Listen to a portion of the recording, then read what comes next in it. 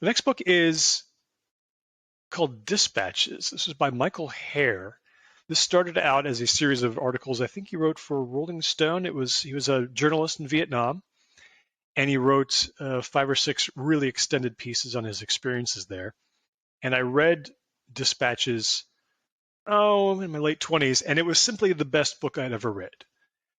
This prose style, which I've never quite seen anywhere else, and that I could never duplicate. This prose so caught the tension and the edginess and the nervousness and the fear and the sort of hallucinatory psychedelia of being a correspondent in Vietnam. I've read it multiple times. I just thought it's such a gem, and it kind of kicked off like an interest in military history. I think I credit Dispatches with that. Reading about how wars come about and how they're fought, and Dispatches does something toward the end, which was really daring. Which Michael Herr sort of argues that the romance of war is something that can't be duplicated, and this is why some people yearn for it.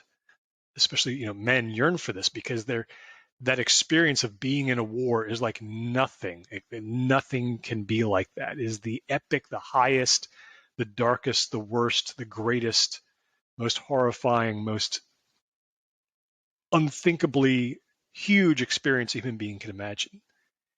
And it's not anti-war, this book, Dispatches. It shows the horrors of war, but it's not necessarily anti-war, which makes it even more fascinating.